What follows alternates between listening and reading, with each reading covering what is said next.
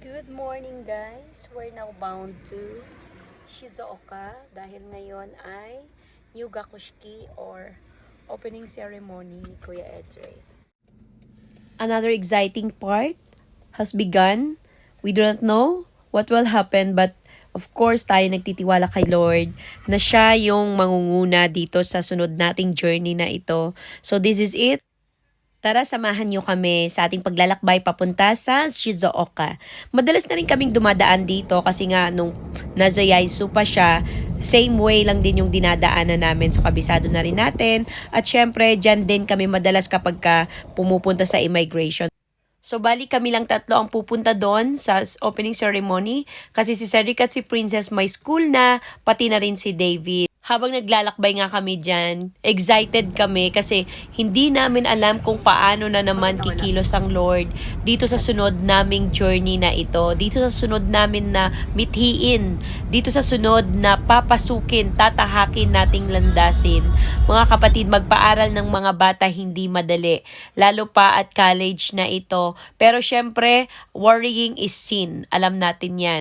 Kaya instead na mag-worry, kailangan nating manalangin. Kasi alam natin na prayer changes things at hindi lamang yon. Alam natin kapag in-entrust natin ang lahat sa Lord, siya ang kikilos na lahat ng bagay. Magugulat na lang tayo kung paano natin natapos ang lakbayin na ito. Kaya dito, alam mo ba, sa heart namin ay talagang excited kami.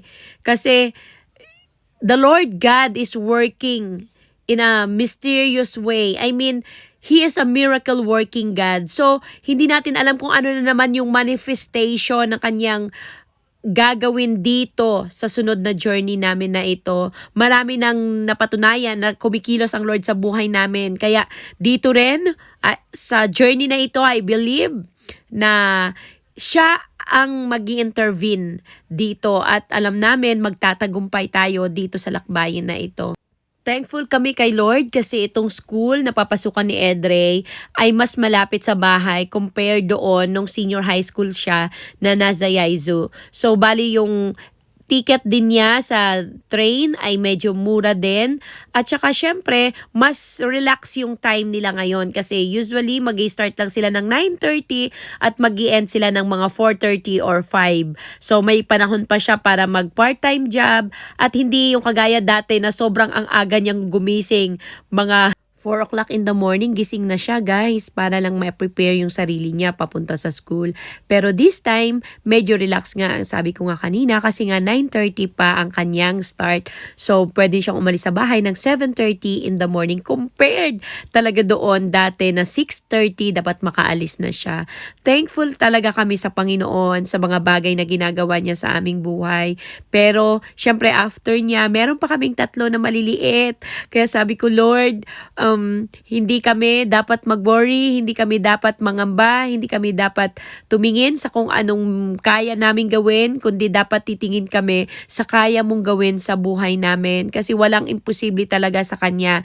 Marami ng mga bagay na nangyari sa pamilya namin, sa buhay namin, na feeling namin hindi namin kaya pero napagtagumpayan. Kaya alam nyo mga kapatid, anumang mga sitwasyon meron kayo sa mga panahong ito, sa mga oras na ito, entrust lang natin lahat yan kay Lord. We're here at Shizuoka City. So malapit na tayo sa school ni Kuya. Medyo napaaga tayo, 10:35, pero okay lang. At least, maaga. Kumain muna ang tatay, nagutom. At ang kuya din. Mas maagang dumating, mas maganda kasi may time pa para kumain at i-prepare ang sarili. Kasi si Edre na yan, galing pa yan siya sa work. Pumasok siya ng 6 a.m. hanggang 9. So bali, nakarating siya sa bahay mga 9:15 at umalis kami ng mga 10. So buti na lang, mas maaga kaming nakarating sa place. Kaya yan, nandyan na kami sa place kung saan gaganapin yung opening ceremony. Kumuha na si Deirdre ng ticket. At okay lang naman siya guys kasi hack yen lang or 100 yen lang naman per hour. So, mura lang din siya. So ngayon, naghahanap na tayo ng mas malapit na parking space kasi nga ang daming tao talaga. Alam nyo ba nung natapos na, may mga sasakyan na nasa aisle na talaga sila kasi nga punuan. Almost 5 schools ang nandyan para mag-opening ceremony ngayon. So iba-ibang vocational schools yon, pero yung kay Edrey kasi 4 years course yung kanya pero nasa vocational school.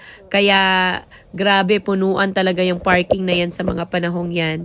So buti na lang umikot kami, pagbalik namin meron pa kaming space. So ayan guys, tuloy-tuloy lang si Brother Edgar kasi feeling niya meron dun sa mas malapit na parking space, pero yun nga, sad to know na yung hindi lang tayo kasi din ang gustong mag-avail ng mas malapit. Dahil nga sa malayo pang lalakarin natin, guys. Here at the venue na ng opening ceremony ni Kuya. Ang daming mga magulang kumakain si Super Edgar. Ang daming mga magulang, puno ang parking. Yan. Daddy. Sadya nga ni. No?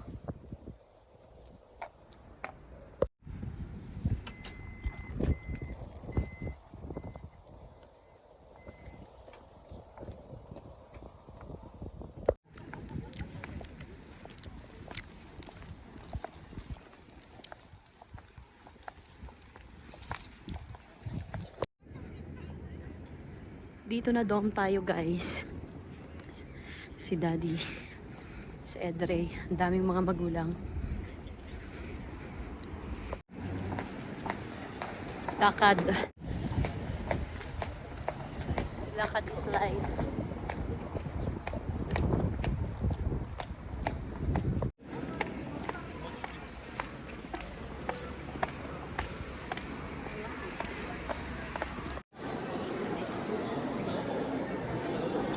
Pasok na tayo. So sa puntong ito guys, nakapasok na kami sa loob pero hindi ko na malaya naka-on pala yung camera ko. Pero pinakinggan ko, okay lang din para makita nyo naman kung ano yung tense. 'Di ba? Pagka nandun ka na sa loob kasi lahat excited tapos hindi mo alam kung saan kayo uupo, 'di ba? Kasi pinapapasok lang.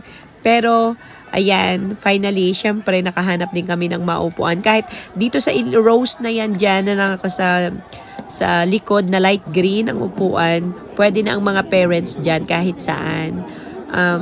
Free na rin dyan na umupo ang mga magulang. Kaya yan, papunta na tayo or naghahanap tayo ng ating komportabling mauupuan. Nakakatuwa kasi pati si Edrey, ang hirap hanapin ng number niya, hindi niya malaman. So, sa ilalim yan ang, tingnan mo, may mga tinatanungan sila kasi mahirap nga hanapin yung number ng upuan. Pero syempre, nagtagumpay naman, nakita naman din. So, dyan lang siya, business.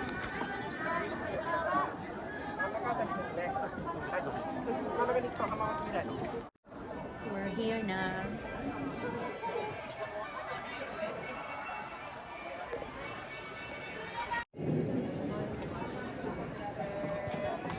Labachi Amrita さん以上入学生237名沼津情報ビジ Alam mo ba, halos lahat ng magulang dyan, akala mo nakikinig. Pero natutulog yan. Pati kaming dalawa ni Brother Edgar nakatulog 経 din. 営学科第1期入学生伊沢美香さんガリオス・ポール・エドレイ・ジェロニモさん木村真央さん後藤辰巳さん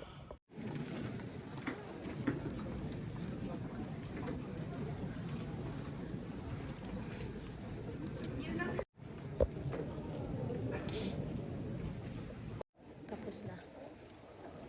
Mga mukha namin natulog. Natulog kami dito.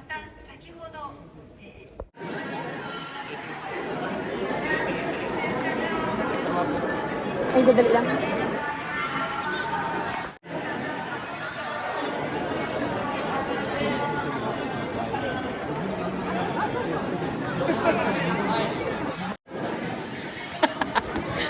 Ayan.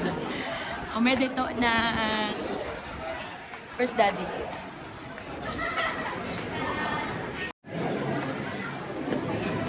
Saan yun? Ayan na. Yun.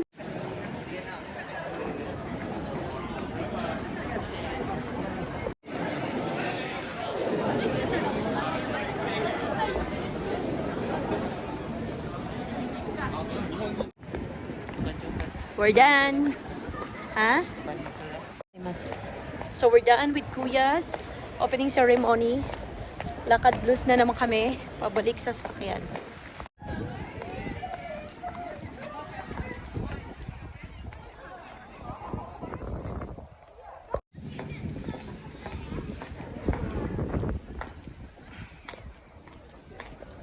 Pauwi na kami.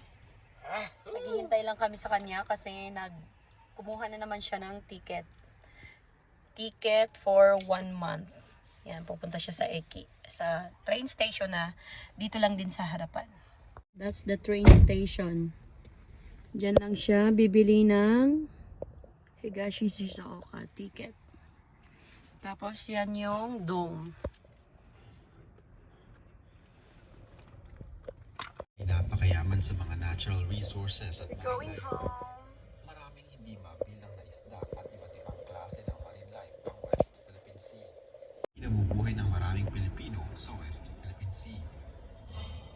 Ang coral reefs sa West Philippine Sea ay nasa kulang kalahating milyong hektarya ang sukat ayon sa Biodiversity Management Bureau ng Department of Environment and Natural Resources. Ang coral reefs mula sa West Philippine